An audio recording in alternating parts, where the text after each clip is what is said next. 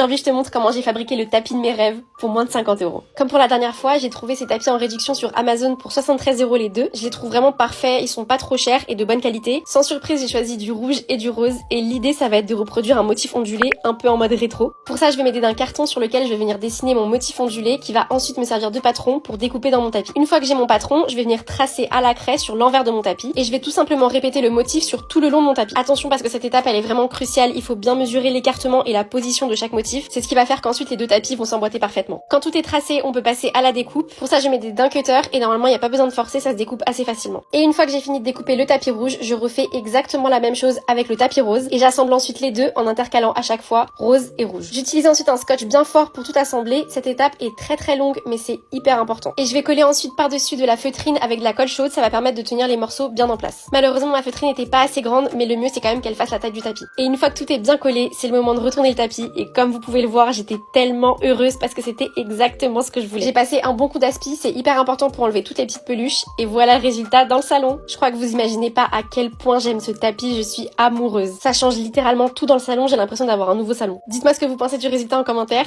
On se voit pour un prochain DIY. Bye!